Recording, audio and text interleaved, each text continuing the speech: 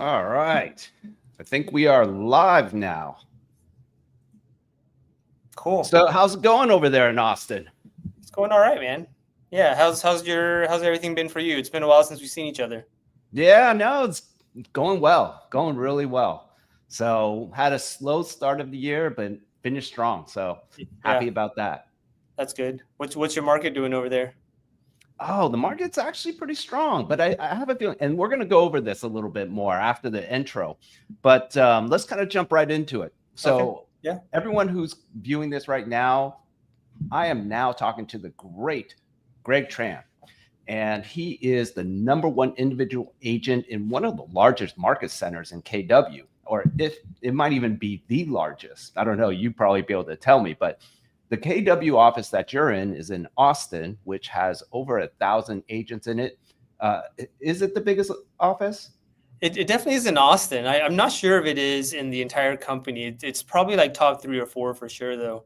Okay. Sometimes they switcheroo. Yeah, I'm sure they do. But I mean that's an amazing number. I mean, for example, my Burlingame office I think has maybe 100 agents in it. Mm, So yeah. yeah, so having over 1,000 agents is amazing, and having that many agents being the top individual agents, huge accomplishment. And I am honored to have you here talking with me. Yeah, that's awesome. Thanks for having me, Bert. For sure. So the other reason why I wanted to talk with you too was because you are heavily involved in the investment community for Austin. And so I think it's really important for the general public to actually talk to investors because they really have kind of like a finger on the pulse of what the market's doing as a whole.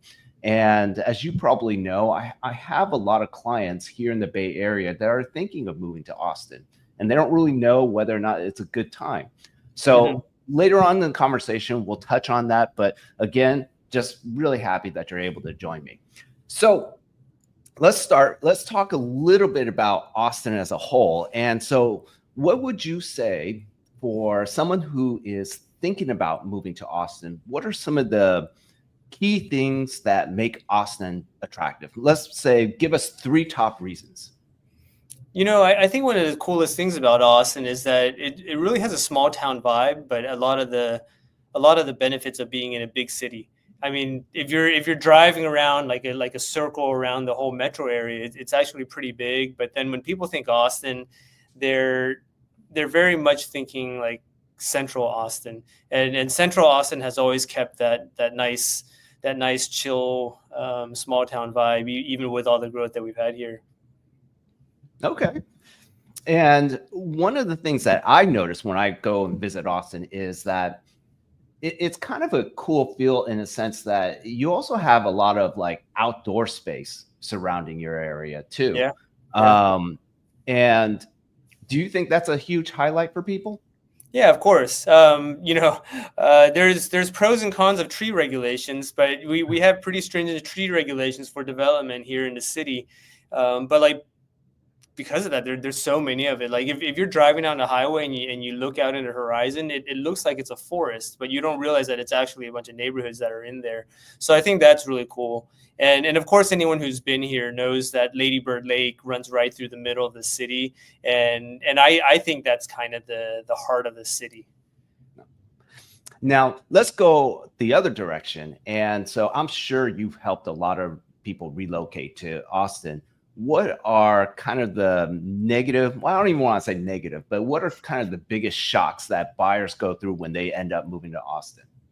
Um, Gosh, that's a good question. I think something that people will find is that it's not as cheap here that you might think it is. It's but it's of course very location dependent, right? Like if you came here for that central Austin vibe and you want to be close to there, you're gonna have to pay up there because the land value in central Austin is pretty high.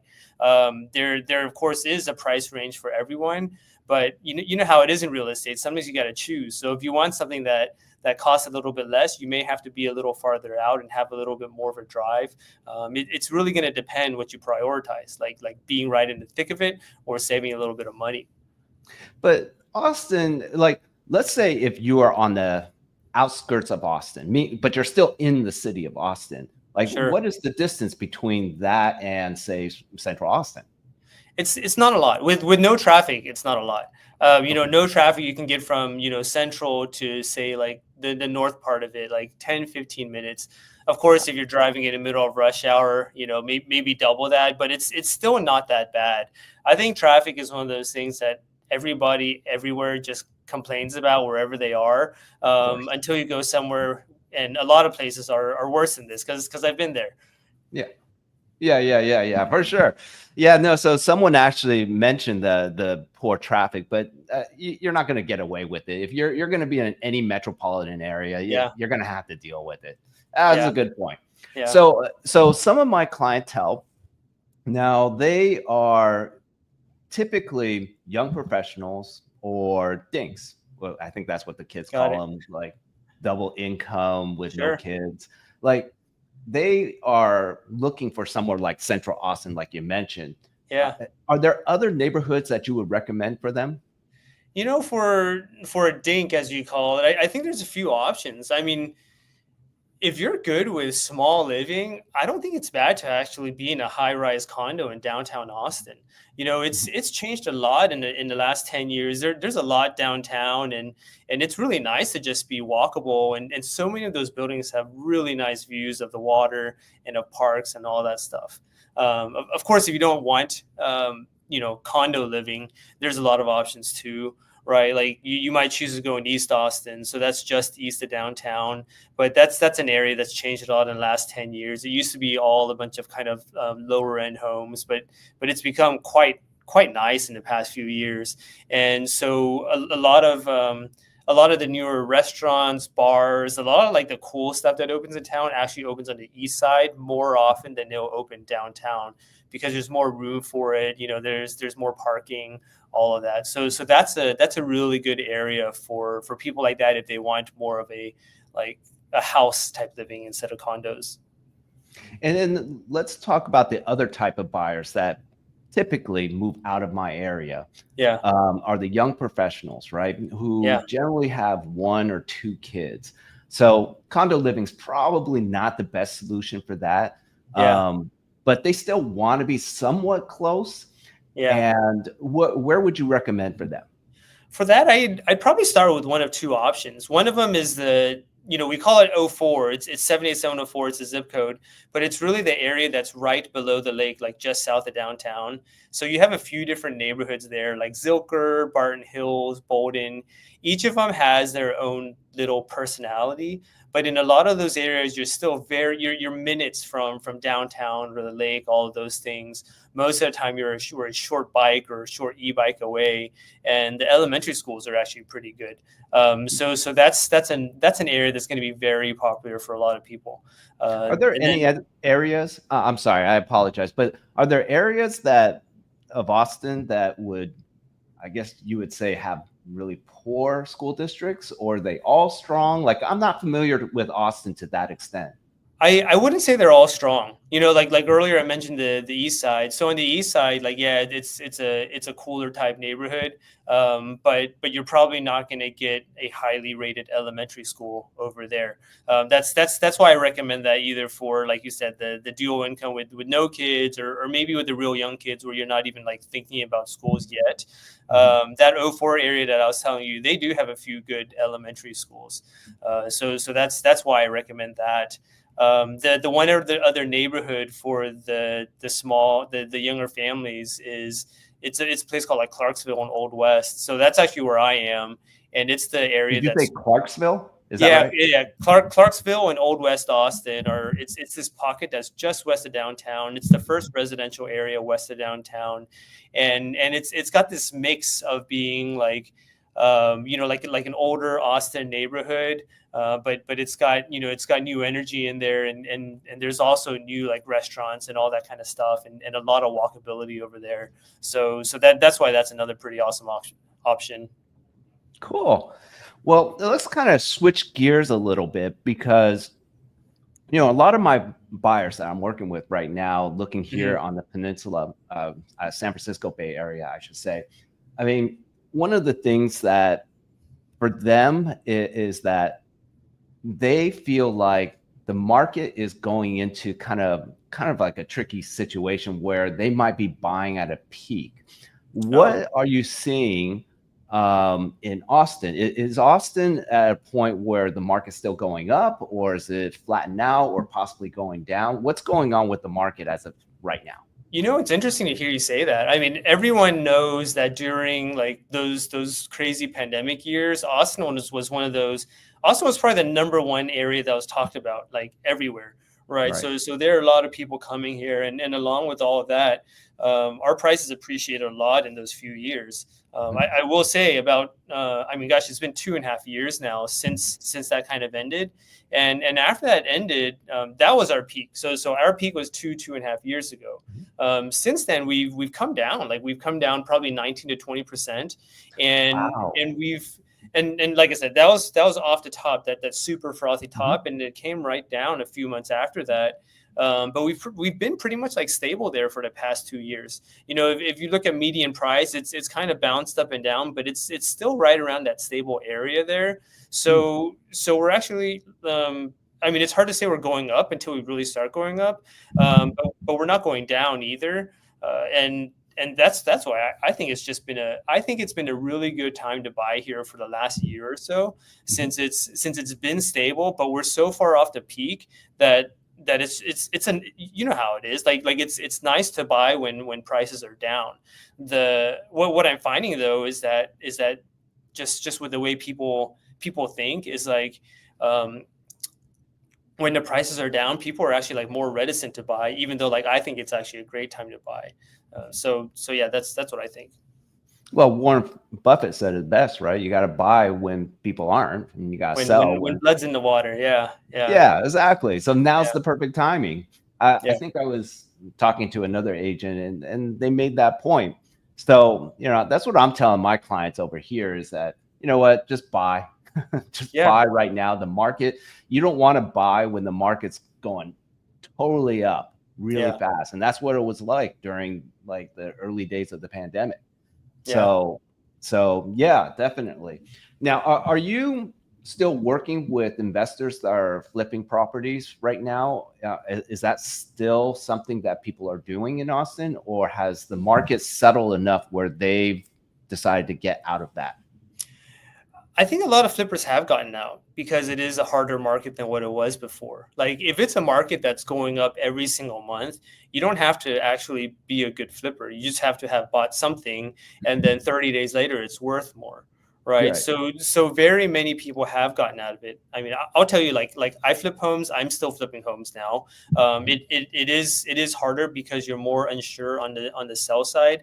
We didn't really get into this earlier, but we're in what you would call either like a balanced or like I would even call it a buyer's market here. So it makes it much trickier on the sell side.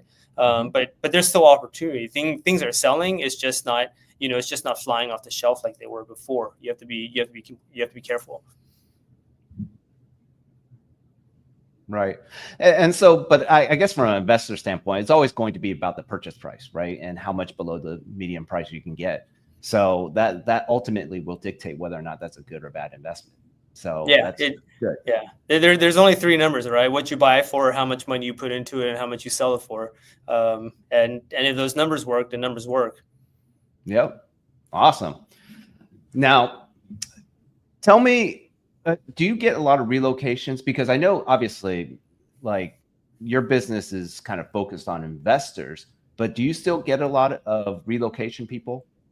We do. It's less now than it was before, and Mhm. I mean 100%. I think it's because the job flows have changed a little. So Mhm. Austin is a very like tech job focused city. That's one of the biggest things we have here. But we also all know that. Like all the big guys, they all have offices here, but there were those few years where they were hiring like crazy, and Mhm. then a lot of that pulled back a little bit. And I know they're like hiring a little more now, but a lot of that is focused on like the West Coast or wherever like AI centers are. Mhm. So while they are hiring, it is not at the pace where it was before, and because of that, we do have less incoming reloads, but we still do have them. We just helped someone the other week who's coming in to run a startup here, right? So it's still there. Awesome. And I know you have a lot of beyond the tech companies too. And I wanted to ask you this question because a lot of people that I work with are either in the tech sector, biotech Hmm. sector, and where they ultimately decide to move to is going to be based on what kind of jobs they have. Sure. So you mentioned tech jobs. Are there legacy industries in Texas? I know oil's a big one there, but any other major industries that have a lot of jobs in Austin? There's oil here. I don't know. Is Tesla considered a tech company or a car company? I don't know. Uh, Good question. they've become one of the big people hiring here. But we actually have a lot of hardware companies here too. Mhm. So whereas like maybe on the coast, like you have more of like kind of the software type stuff, like we have all the chip guys. We've got like ARM, we've got AMD, like Samsung's here, like a lot of those kind of big, uh, those big legacy hardware guys are here as well. Is did I think I might be mistaken. Dell used to be there too, right? I mean, Dell is here. Yeah, they're mostly based in like North Austin and Round Rock, but yeah, I guess they're one of those that technically they're tech, but they almost feel like a legacy company at this point. Right. Right. Cool, Greg. Well, hey, those are kind of the major questions. And the way I like to kind of end up these conversations with kind of like a personal question. Now, I know you're kind of an outdoorsy guy, and you often will take these awesome trips to national parks. For Austin, what are some of the your favorite like hikes that you would always recommend when people come and visit? That's a cool question, Bert. Um, I think I'd have two for you. The first one I wouldn't necessarily call it a hike, but I mentioned a lake that runs through downtown. So there's a trail that goes around the whole thing with a couple. You can go anywhere from you can do like a mile or you can do a 10-mile loop, whatever you want.